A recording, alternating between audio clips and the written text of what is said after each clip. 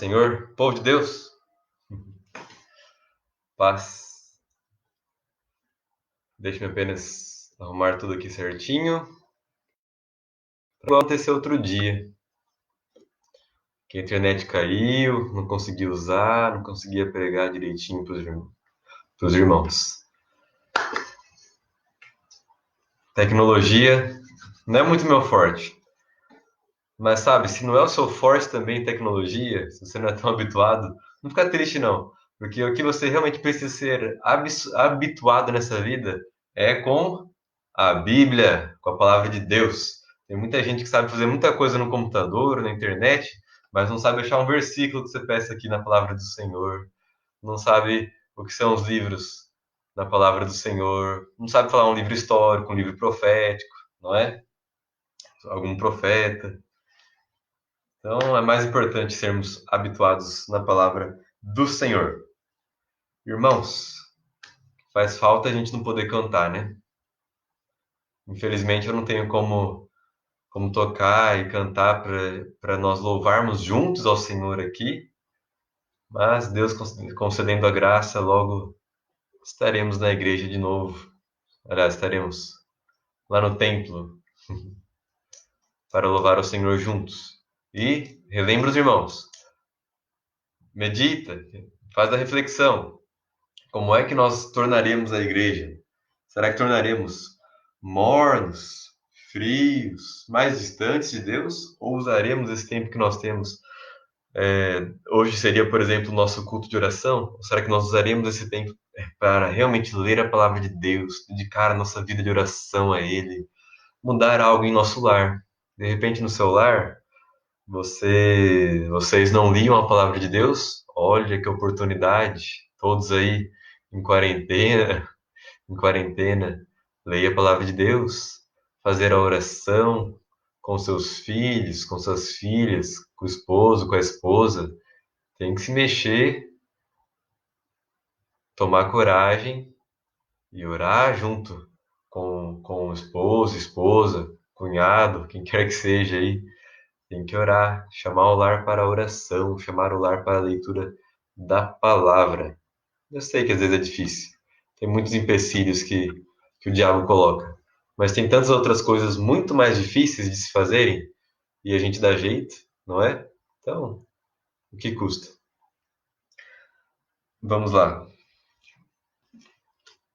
Irmãos, vamos ler um salmo antes de nós começarmos a palavra mesmo? É o salmo de número 34. Salmo de número 34. Esse salmo fala bastante que Deus é o nosso libertador. O que significa Deus ser o nosso libertador? Libertador é aquele que livra da aflição. Ele restabelece a paz anterior, a paz anterior que nós tínhamos. Ele restabelece o estado anterior. Então vamos ler o Salmo de número 34. Deus é o nosso libertador. Uma mensagem tão propícia nesse tempo que tem tanta gente aí com medo e desespero, muita gente sofrendo realmente por conta da pandemia do coronavírus, não só aqui no Brasil, mas com outras pessoas que conheço também fora do nosso país. Precisamos lembrar que Deus é o nosso libertador. Salmo 34. Bendirei o Senhor em todo o tempo. O seu louvor estará sempre nos meus lábios. Gloriar-se-á no Senhor a minha alma, e os humildes o ouvirão e se alegrarão. Engrandecei o Senhor comigo, e todos a uma lhe exaltemos o nome. Busquei o Senhor, e ele me acolheu. Livrou-me de todos os meus temores. Contemplai-o e sereis iluminados, e o vosso rosto jamais sofrerá vexame. Clamou este aflito, e o Senhor o ouviu, e o livrou de todas as suas tribulações. O anjo do Senhor acampa-se ao redor dos que o temem e os livra. Ó, provai e vede que o Senhor é bom. Bem-aventurado o homem que nele se refugia. Temei o Senhor, vós, os seus santos, pois nada falta aos que o temem. Os leõezinhos sofrem necessidade e passam fome, porém aos que buscam o Senhor, bem nenhum lhes faltará. Vinde, filhos, e escutai-me, e eu vos ensinarei o temor do Senhor. Quem é o homem que ama a vida e quer longevidade para ver o bem?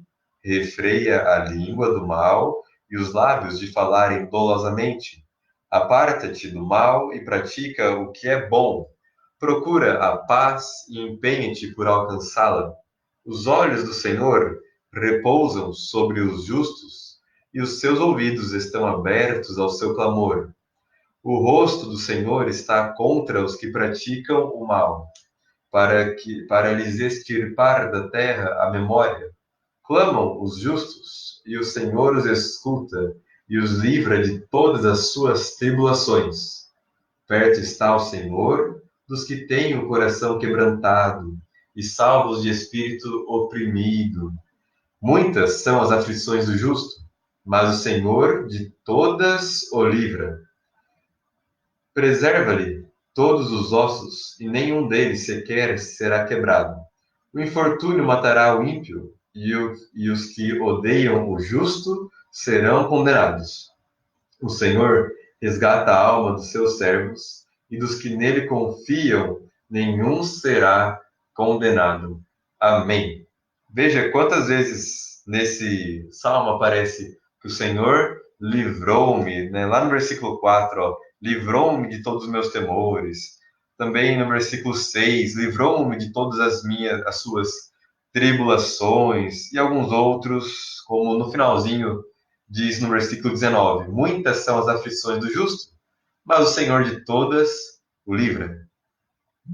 O Senhor nos livra. Então descansemos em Deus, lembremos, refresquemos a memória que o Senhor é aquele que é poderoso para nos livrar. A palavra final é sempre do Senhor. Teve um pastor, ele já é bem de idade já, e ele ficou doente e ele ficou doente, suspeitavam que fosse o coronavírus, e ele já tinha problemas pulmonares antes disso, então todos diziam, bom, agora o pastor vai morrer. E o que ele falou? Ele falou, eu posso ter essa doença no pulmão, eu posso estar já de avançada idade, posso ter pego o coronavírus, mas quem decide se eu vou ou não é o Senhor. E sabe o que aconteceu?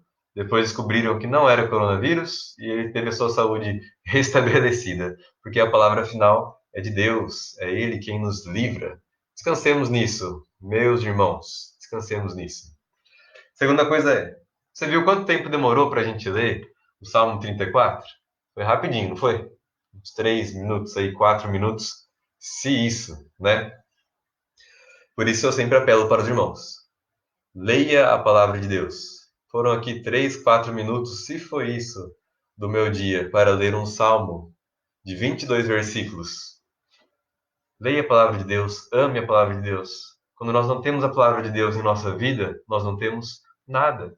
Lá e agora me falhou, Colossenses, se não me engano, 3, versículo 17, mais ou menos por lá, diz: habite ricamente em vós a palavra do Senhor. Então, que habite realmente ricamente em nós a palavra de Deus. Leiamos a palavra de Deus, amemos a palavra de Deus. Hoje em dia, infelizmente, tem-se muita preguiça de ler a palavra de Deus. A palavra é essa mesmo, é preguiça. O que significa você ter preguiça? Quer dizer que você tem a possibilidade, Deus te concede todas as possibilidades de fazer algo, mas você, por preguiça, você por preguiça, né, por ócio, decide não fazer. Para poupar ali a energia que você tem, decide não fazer, sendo que você nem estava cansado. Isso é preguiça. Então Deus te provê todos os meios de você ler a palavra de Deus. Leia a palavra de Deus. Você tem tempo, saúde, você sabe ler, você tem a Bíblia em sua língua nativa. É um privilégio que o Senhor te concedeu. Leia a palavra do Senhor.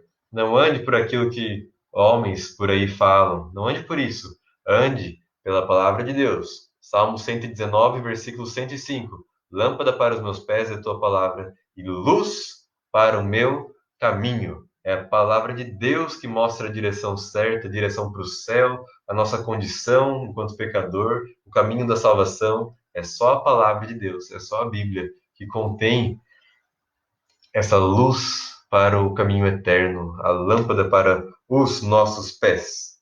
E a gente vê tanta gente tropeçando por aí, por quê? Porque não tem a lâmpada nos pés, que é a palavra do Senhor.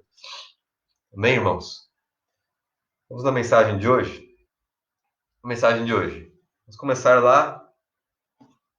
Primeira carta de João, capítulo 4, versículo 20. Primeira carta de João, capítulo 4, versículo 20. Diz assim: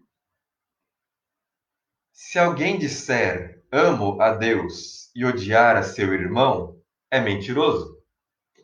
Pois aquele que não ama a seu irmão, a quem vê, não pode amar a Deus, a quem não vê.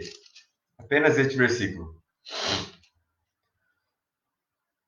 Antes de eu entrar na palavra, me lembrei de algo. Se você não é crente, se você quer ir para o céu, se você tem medo da morte, você precisa de Jesus Cristo. Jesus Cristo morreu na cruz pagando os nossos pecados. Jesus Cristo sofreu por você o que nenhum outro sofreria. Foi por você, foi por amor, para pagar os nossos pecados, para conceder a nós a vida eterna, nos livrar do inferno eterno. Então, meu querido amigo, se você não tem Jesus, você precisa ter Jesus. Você precisa ser de Jesus. Que o Senhor te abra o coração, que você compreenda o que isso significa, que você olhe, lembre-se de que Jesus morreu na cruz e que aquele sofrimento todo que ele sofreu era por você, era por conta dos seus pecados, pelos meus pecados. Se você quer ir para o céu, precisa de Jesus. Se você não é crente, você precisa ser crente em Jesus. A fé em qualquer coisa não vale nada. A fé deve ser naquilo que é forte, que é firme. E Jesus Cristo é essa rocha, é o firme fundamento da nossa fé, inabalável, que nos leva para o céu. Que Deus te abençoe com isso. Voltando agora para os nossos versículos. Primeira carta de João 4:20. Disse lá: Se alguém disser eu amo a Deus e odiar a seu irmão, é mentiroso. Porque aquele que não ama seu irmão, a quem vê, não pode amar a Deus, a quem não vê. Nenhum de nós nunca vimos a Deus. Jesus diz, aliás, é dito lá no Evangelho de João, no capítulo 1, que o único que viu a Deus é o próprio Senhor Jesus Cristo. E ele, Jesus Cristo, é chamado Deus unigênito, nos revela o Pai, nos revela a vontade do Pai. Jesus Cristo é aquele que diz, vós sois cá de baixo, mas eu sou lá de cima, eu vim lá do alto, não é? Mas enfim, nós nunca vimos a Deus. E nós dissemos, eu sou temente, eu amo ao Senhor, não é? Porém, se nós não amamos nem aquele a quem nós vemos aqui, como nós amaremos ao Senhor Jesus Cristo? Como nós amaremos a Deus? Havia um discípulo do Senhor Jesus que tinha um problema também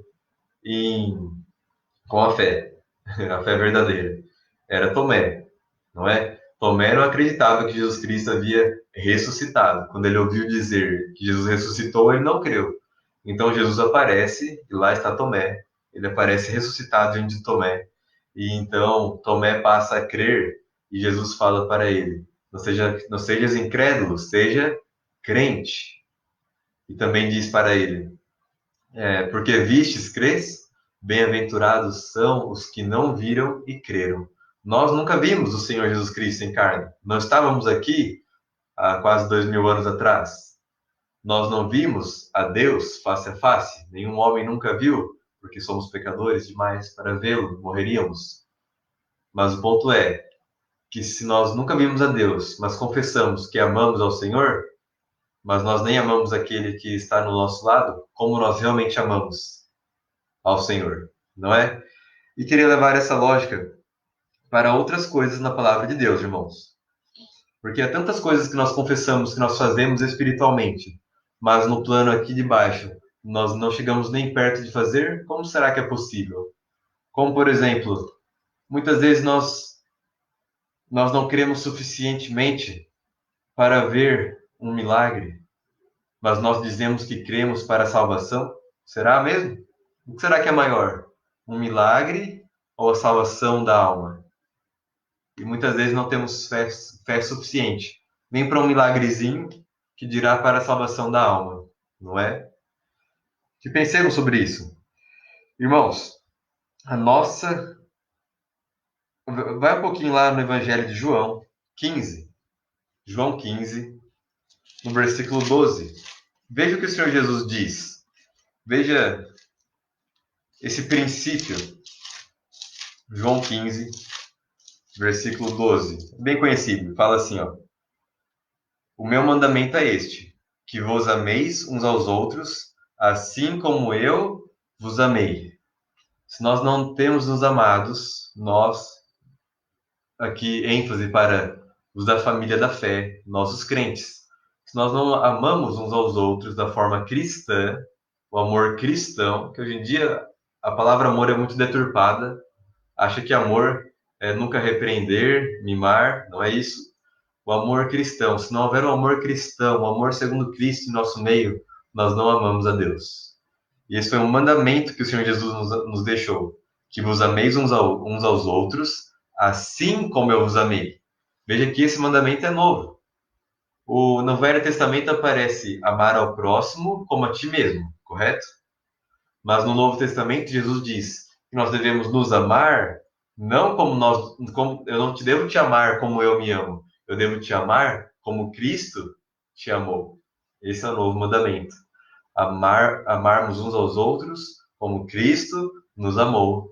Amor perdoador, um amor que abre mão, um amor que, após o pedido de desculpa sincero, esquece os fatos ocorridos e perdoa. Esse amor cristão, o amor que, quando necessita repreender, repreendia.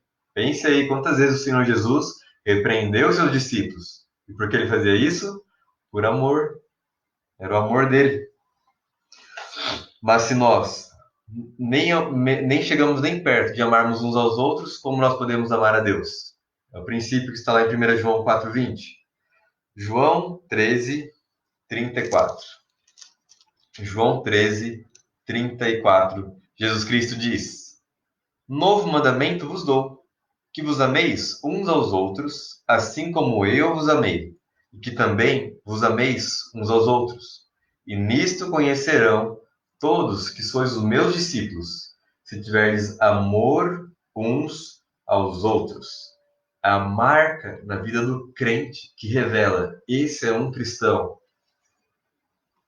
é o amor cristão. Eu vou sempre dizer amor cristão, porque se eu disser apenas amor, é completamente vago.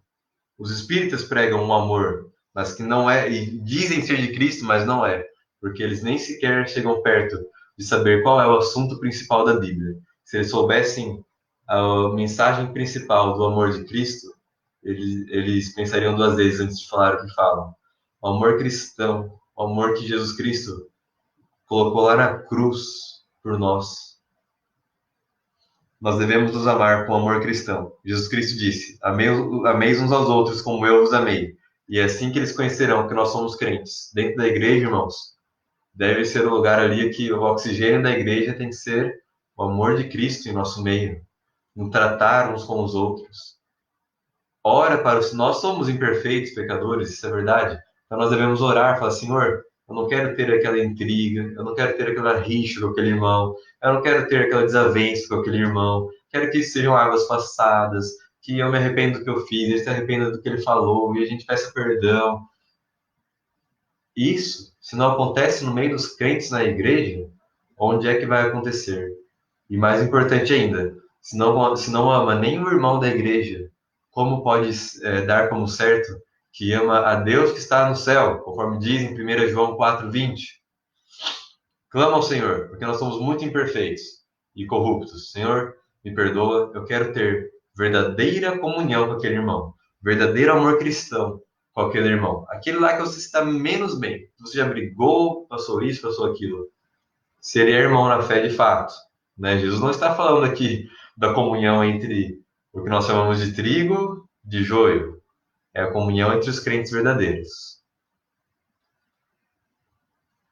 Em João 13, no versículo 13, diz lá: Vós me chamais mestre e o Senhor, e dizeis bem, porque eu sou. Ora, se eu, sendo o Senhor e o mestre, vos lavei os pés, também vós deveis lavar os pés uns dos outros. Porque eu vos dei o exemplo para que, como eu vos fiz, façais vós também. Em verdade vos digo que o servo não é maior do que o seu senhor, nem o enviado maior do que aquele que o enviou. Ora, se sabeis estas coisas, bem-aventurados sois se praticardes, se as praticardes. Veja, irmãos, se nós, olhando para o Senhor Jesus Cristo, vendo o que ele fez ali com seus discípulos, ele lavou aos pés dos discípulos, e ele era o mestre, e ele se rebaixou para lavar os pés dos seus discípulos, dos seus aluninhos. E ele diz que ele fez isso deixando como exemplo para que nós façamos isso uns aos outros. Será que dentro da igreja, mesmo fora da igreja também, mas principalmente eu apelo dentro da igreja, entre os crentes, será que nós temos lavado os pés uns dos outros? Isso significa nós temos nos mostrado humildes uns para com os outros, tendo os irmãos em apreço, em afeição, em honra. Será que nós temos feito isso dentro da igreja? Sabe, trazer a reconciliação entre os irmãos.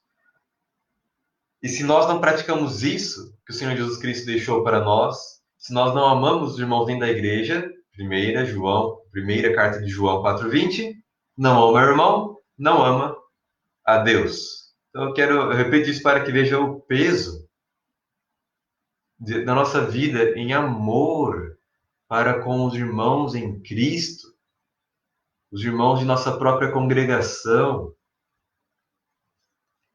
Se não tem amor, se não tem comunhão, não tem o calor cristão entre nós, o que que tem então? O que que sobra? Se nós não lavamos os pés uns dos outros, o Senhor Jesus Cristo fez isso sendo ele mestre. E ele disse: Não adianta apenas saber. Veja lá o versículo 17. Se sabeis essas coisas, amém. Mas são bem-aventurados se fizer. Se nós fizermos, nós somos bem-aventurados, nós somos abençoados, nós somos felizes. É quando nós lavarmos os pés uns dos outros. A igreja evangélica, infelizmente, está repleta de arrogância. Eu, quando venho pregar aqui, não gosto nem de falar meu nome, porque eu quero que a palavra do Senhor permaneça em vosso coração, nem precisa saber quem eu sou. Mas a palavra de Deus fique para sempre em vosso coração, transforme sua vida, salve o pecador, cure o enfermo, amém, em nome de Jesus. Mas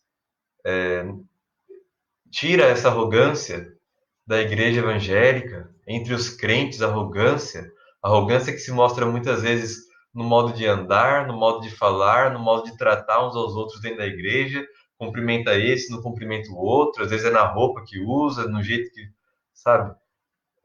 Onde havia arrogância no Senhor Jesus Cristo, que ele nos ensinou que não houvesse em nós, se nós não praticamos essas virtudes cristãs um para com os outros, nós não amamos ao Senhor. Primeira carta de João 4:20. Aquele que diz que ama a Deus, mas não ama seu irmão a quem vê, é mentiroso. Porque como pode amar a Deus a quem não vê, se não ama nem o irmão a quem vê? Não é? A nossa comunhão na igreja, ela é o lugar perfeito para o exercício das virtudes cristãs, para o exercício da vida plena no Espírito Santo, para o Espírito Santo nos encher e nós usufruirmos ali do fruto do Espírito Santo, a alegria, o amor, a benignidade, a bondade, a fidelidade, a mansidão, o domínio próprio, coisas contra essas não há lei nenhuma contra isso. A comunhão ali entre os irmãos, dentro e fora da igreja, é o lugar de do exercício dessas virtudes cristãs que são concedidas no Santo Espírito do Senhor. Lá em 1 Tessalonicenses 5, 17, aliás, 5, um pouquinho depois do 17, deve ser o 18 ou 19, diz: para não apagar o Espírito Santo, Quando nós apagamos o Espírito Santo da igreja, o Espírito é aquilo que dá vida ao corpo, a igreja é corpo, o Espírito é a vida. Nós apagamos o Espírito Santo da igreja, então cai por terra o fruto do Espírito Santo, que está em Gálatas 5:22, que nós acabamos de falar. Cai por terra o amor cristão, porque não tem Espírito Santo. Cai por terra a bondade e a benignidade segundo Cristo, porque não tem Espírito Santo. Cai por terra o domínio próprio, a mansidão entre os irmãos, o ser como Jesus era. Jesus disse o quê? Que lá em João 13:35, que nós seríamos conhecidos pelo amor cristão. Vou até ler de novo. Ó. Nisto conhecerão todos que sois meus discípulos, se tiverdes amor uns aos outros. E aí a igreja vai se mordendo uns aos outros, ao invés de se amar uns aos outros, com amor cristão. É triste, né? Nós fazemos isso, irmãos. Se nós não fazemos as pequenas virtudes cristãs entre os irmãos, nós nem sequer amamos a Deus. Se não amamos o nosso irmão, a quem nós vemos aqui, nós não amamos ao Senhor também. Tampouco amamos ao Senhor. Está lá escrito. E também no casamento. É um ótimo lugar do exercício da vida, das virtudes da vida cristã, não é? Sabe quando vai lá o cônjuge faz alguma coisa que tira a sua paciência? Olha que oportunidade que Deus te dá. E você clamar e falar, Senhor, enche-me do seu Santo Espírito para que eu tenha domínio próprio, para que eu seja longânimo, que é ser paciente, cheio de amor, a paciência amorosa, né? Olha que oportunidade que Deus te dá no casamento para exercer as virtudes da vida cristã. Ainda mais quando no casamento os dois são crentes. João, Evangelho de João também, 14:1, diz assim: Não se turbe o vosso coração. Credes em Deus, crede também em mim. Na casa de meu pai há muitas moradas, e se assim não fora, eu vos teria dito, pois vou preparar-vos lugar. E quando eu for e vos preparar lugar, eu voltarei e vos receberei para mim mesmo, para que onde eu estou estejai vós também. E vós sabeis o caminho para onde eu vou. Até aqui por agora. Veja, neste versículo, o Senhor Jesus, ele exorta os seus discípulos. O que é exortar? Aliás, é até bom falarmos disso. Tem duas palavrinhas na Bíblia que aparecem muito, admoestar e exortar. Elas são diferentes, né? Aqui Jesus Cristo está exortando. O que é exortar? Exortar é mais um sentido de encorajar o caminho certo. Então ele sabia que ele estava para padecer na cruz, ele vai lá e relembra, ele exorta os discípulos dele, fala, oh, não se turbe o vosso coração, porque ele sabia como que ia ser. Crede em mim, crede também em Deus. Esse é o amor em exortação, que deve ocorrer na igreja. Se nós na igreja não temos o amor que lava os pés uns dos outros, o amor que exorta, o que significa isso? Que encoraja o caminho certo, nós não temos na igreja o amor admoestador, que é aquele amor que corrige, tira do erro, converte do caminho errado.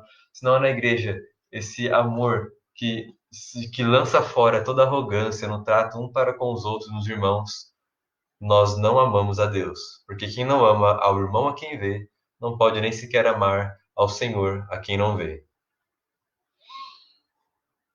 Exortar é encorajar o caminho certo. Admoestar é corrigir, é advertir a incorreção. Quando eu digo leia a palavra, isso é uma exortação, eu estou encorajando o caminho certo. Quando eu digo pare de assistir televisão, ou pare de mexer no celular à toa, isso é uma admoestação, porque eu estou advertindo a incorreção. Tá bom a diferença? Mas voltando aqui, se nós não cumprimos essas pequenas virtudes cristãs na igreja, no seio de nosso casamento, em família, nós não amamos ao Senhor. Somos apenas hipócritas, iguais àqueles fariseus contra quem Jesus Cristo tanto pregou contra e tanto lutou contra e falava: não seja como os fariseus, hipócritas, não é? Pois é. E também, irmãos, João 17, versículo 20. O amor, o amor nos leva a orar uns pelos outros. Será que nessa quarentena você tem se lembrado de orar pelos seus irmãos em Cristo? Por aqueles que você conhece, por aqueles que você não conhece? Tem lembrado ali, nome por nome? Muitas vezes a gente se lembra bastante de falar mal do irmão. Ah, aquele irmão, quando toca, a gente não gosta. Quando prega, também dá sono. Aquele irmão, aquele vai na igreja, mas é só depois do Faustão, só depois do jogo de futebol. A gente lembra muito de aspectos negativos, não é? Mas o amor cristão nos leva a orar uns pelos outros. E Jesus Cristo fez isso em João 17:20. Nós devemos orar. Senhor, liberta aquele irmão, fala com aquele irmão, desperta a verdade no coração daquele irmão. Orar, isso é ter amor pelo perdido, amor por aquele que está no caminho errado.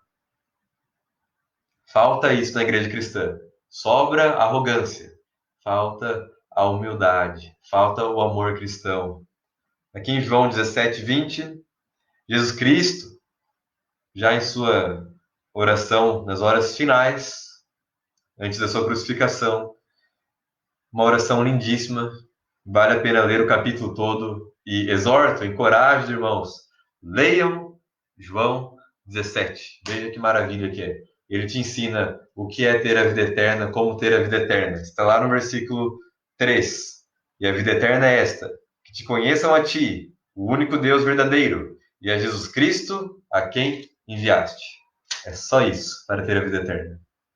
Mas aqui, irmãos, 17:20, Jesus Cristo em sua oração diz: Não rogo somente por estes, mas também por aqueles que vierem a crer em mim por intermédio da sua palavra. Jesus Cristo em sua oração, orando pelos seus discípulos, sabendo de como seria difícil os próximos dias para eles, porque eles iam perder Jesus Cristo, eles iam ver Jesus Cristo crucificado. Sabe o que Jesus Cristo significava para os discípulos, para aqueles que lá estavam com ele? Jesus Cristo significava tudo. O discípulo, ele comia a poeira dos pés do seu mestre, que era Jesus. Eles viviam com Jesus, eles queriam ir onde Jesus fosse, eles queriam estar com Jesus o tempo todo. Jesus era tudo para eles. É aquilo que deveria ser para mim e para você. Jesus era tudo na vida deles. Jesus era o Salvador tão esperado que eles viram face a face, que eles tocaram, que eles abraçaram, que eles viveram em comunhão plena ali enquanto Jesus estava com eles. O Messias, o Senhor Jesus Cristo, era tudo para eles. E quando Jesus Cristo foi até aquela cruz, morreu na cruz, Jesus Cristo sabia como seria o coração dos discípulos, não é? E ele vai lá e ora por eles. Fala, ó, não rogo somente por estes, não apenas por estes, mas por quem também Jesus orava. A continuação do versículo diz: mas também por aqueles que vierem a crer em mim, por intermédio da sua palavra. Jesus Cristo estava orando por mim e por você, por nós que cremos hoje na palavra de Jesus e no Senhor Jesus Cristo. Ele diz: eu rogo por aqueles que vierem a crer em mim, por intermédio da sua palavra. Ele orou por nós. O amor cristão gera oração a favor do bem daquele irmão que te magoou. Coloca na presença de Deus.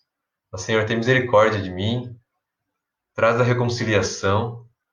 Às vezes a gente acha que é impossível certas reconciliações, mas isso é porque falta fé. Porque tem alguma coisa impossível para Deus? Não. Então não há nada impossível em oração, não é? Orar mesmo.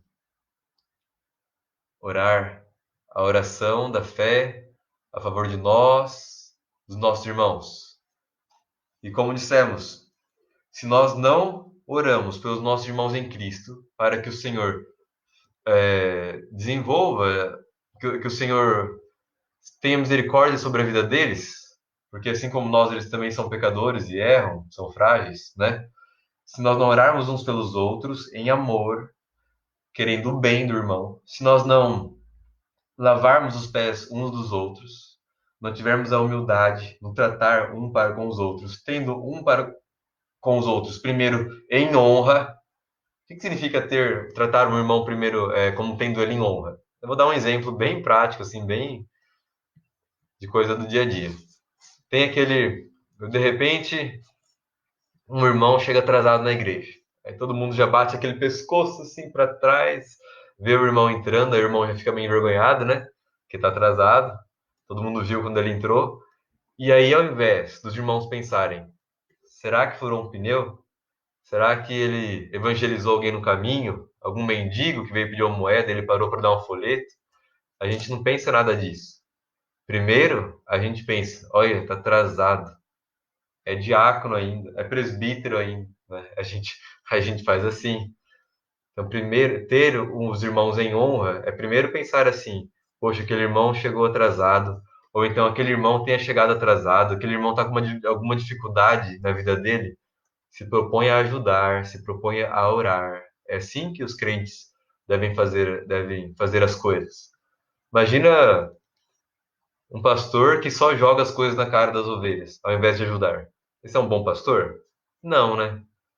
Então nós devemos querer ajudar, tratar os irmãos em honra, tê-los em afeição, em apreço, em carinho, em amor cristão, em humildade, lavando os pés uns dos outros. O amor cristão, além de gerar oração, de nos fazer lavar os pés uns dos outros, é o amor perdoador, é o amor que exorta, assim como Jesus Cristo exortou. Jesus Cristo, vocês vão ficar tristes? Calma, não se turbe o vosso coração. Credes em Deus, credes também em mim, não é? Então nós devemos também exortar os irmãos para encorajar o caminho certo. O amor que corrige, assim como Jesus corrigia. Jesus corrigiu Pedro, né, severamente. Jesus corrigiu Pedro severamente.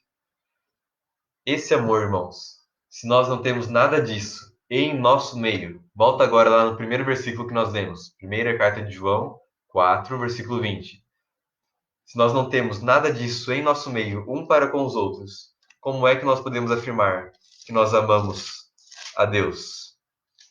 Se nós não conseguimos nem exercer o amor, deixa eu achar aqui. Ó, se alguém disser amo a Deus e odiar a seu irmão, é mentiroso. Pois aquele que não ama a seu irmão, a quem vê, não pode amar a Deus, a quem não vê. E aí o esforço que eu clamo aos irmãos é: estude o que é o amor de Cristo, o amor cristão. Não é qualquer amor, não é o amor que você acha, que eu acho. É o amor segundo Cristo, o amor fruto do Espírito Santo em nós. Nós somos templos vivos do Espírito Santo. O crente é templo vivo do Espírito Santo. Se você não é crente, você não tem o Espírito Santo. A Bíblia é bastante clara com relação a isso. Você não tem Deus em sua vida. Mas quando nós aceitamos a Jesus, nosso corpo é transformado em templo do Espírito Santo. Ele vem morar em nós. Cristo vem morar em nós através do Espírito Santo. Com que base digo isso? Abra lá em Romanos. Deixa eu ver se eu acho aqui. Romanos 8, no versículo 10. Acho que é o 10. Vamos ver. Aliás, 9. Diz assim: Vós, porém, não estáis na carne, mas no Espírito, se de fato o Espírito de Deus habita em vós. E se alguém não tem o Espírito de Cristo, esse tal não é dele. Por isso que todo crente tem o Espírito Santo. Porque se tem o Espírito Santo, é de Cristo. Se não tens o Espírito Santo, não sois de Cristo. A Bíblia é bastante clara com relação a isso. Todo crente tem o Espírito Santo. Todo crente tem o Espírito Santo. Romanos 8, 9. O Espírito Santo nos sela para a salvação, está lá em Efésios. Todo crente tem o Espírito Santo. Mas enfim, irmãos, a palavra de hoje era bastante com relação a isso, de saber dizer: Senhor, será que eu realmente te amo? Você saberá se você ama ao Senhor quando você amar em amor cristão os seus irmãos em Cristo. Amém? Essa era a palavra dessa noite. Deixa-me ver se há algum outro aviso para passar aos irmãos antes de fecharmos. Bom, nas próximas... Hoje é nosso culto de oração, então eu vou encerrar por aqui. E os irmãos, Orem em casa, orem em seus lares, amém? Orem por mim, eu oro pelos irmãos, nome por nome, e agora tenho orado também por esses irmãos que tão distantes. Nós somos aqui do estado de São Paulo, de Jaguariúna, e vejo que os irmãos de lugares tão distantes vêm e comentam e assistem os nossos vídeos, como hoje a Sueli Oliveira. Então, lembro de também orar por esses irmãos em Cristo. Nessa semana, ainda, por graça de Deus, nós teremos uma pregação sobre Gênesis 1. Se você crê em Gênesis 1 ou não crê em Gênesis 1. E qual a importância de crer em Gênesis 1? Não é? Nós vamos falar sobre isso. Crer na literalidade de Gênesis 1. Talvez no sábado ou no domingo, conforme o Senhor nos permitir. E o último aviso para encerrarmos é, lá em 2 Coríntios 8, também em Atos 21, 16, nos mostram irmãos, irmãos em Cristo, discípulos de Jesus, que apesar de não serem pregadores como Paulo, eles assumiam as suas responsabilidades, o seu compromisso com a evangelização. Ou seja, nem todos nós fomos chamados para pastores, para mestres, como a Bíblia diz, para evangelistas, não é? Mas significa que se você não foi chamado com o dom de evangelista, significa que você nunca deve compartilhar a palavra de Deus? Evidentemente que não. Você deve sim compartilhar a palavra de Deus. Todos nós. Leia 2 Coríntios 8 e Atos 21, 16 e assuma o seu compromisso com a evangelização, porque todos os crentes têm que ter um compromisso com evangelizar. Seja você a pessoa que oferece uma água pro pastor pregar de noite lá. Você está ajudando na obra para que ele pregue. Seja você a pessoa que leva o microfone para o pregador da verdade. Seja você a pessoa que está ali por trás e organiza tudo para no momento da pregação, seja numa praça, seja numa igreja, estar tudo certo para que corra bem. Você está participando da evangelização. Mas fato é, todos os crentes, se você oferece a sua casa pro pregador da verdade, do evangelho, para ele descansar, para ele passar um tempo dele, para ele se refugiar de repente, você está ali compromissado com a evangelização. Todos temos de ser compromissados com a evangelização. Abrir os lábios e falar de Jesus sem se envergonhar, porque Jesus nunca se envergonhou de nós. Deus abençoe os irmãos. Vamos orar. Deu o nosso tempo. Deus, nosso Senhor Jesus Cristo, aliás, em nome do Senhor Jesus, nos colocamos em tua presença. Nós te louvamos pelas tuas palavras, pela Bíblia que o Senhor nos deixou, pelo seu cuidado que o Senhor colocou nela, traduzindo para o nosso idioma, para que pudéssemos ler, nos achegarmos às tuas verdades, sabendo que o Senhor cuida de trazer uma tradução que é fiel para nós. Deus, traz para a minha vida, a vida dos irmãos, aquela tradução da Bíblia que realmente é fiel, que nós podemos confiar, a tradução que o Senhor falará conosco através do seu Santo Espírito. Abre os nossos olhos para vermos as maravilhas da sua lei. Senhor, perdoa as minhas falhas, porque sou muito pecador, e lembra-te com misericórdia de cada um dos meus irmãos, porque somos igualmente frágeis e pecadores, caímos. Perdoa-nos, ó Pai, lava-nos. O Senhor conhece a minha vida, a vida de cada um que está ouvindo. Não há nada que possamos esconder do Senhor, nem um i que possamos esconder de Ti. Clamamos por misericórdia, sabendo que as demais coisas o Senhor há de acrescentar. O Senhor há de acrescentar o pão de cada dia, tantas bênçãos. Hoje mesmo tive um dia tão abençoado por Ti, foi Seu Santo Espírito guiando, orientando, foi maravilhoso. Deus, clamamos por perdão dos nossos pecados, voltamos os olhos para o Senhor, converte-nos, ó Pai, dos nossos maus caminhos, quebranta os nossos corações na Sua presença, que nos acheguemos a Ti, como aquela mulher pecadora, que ungia os Teus pés com bálsamo, chorava nos Teus pés, secava com os próprios cabelos, e ela saiu dali salva e em paz. É assim que queremos também nos achegarmos à Tua presença para obtermos a salvação e a paz. Em nome de Jesus. Clamo a Ti, ó Pai, pela vida de cada um desses nossos irmãos. O Senhor conhece as verdadeiras necessidades da alma de cada um de nós. E enche-nos do Seu Santo Espírito, dá-nos força para interpretes, para continuarmos a pregar o Teu Evangelho amanhã, sábado, domingo e todos os dias, conforme o Senhor assim nos permitir, com a Sua graça. Em nome de Jesus. Amém. Amém. Deus abençoe cada um dos irmãos. E até amanhã ou sábado, com a graça de Deus.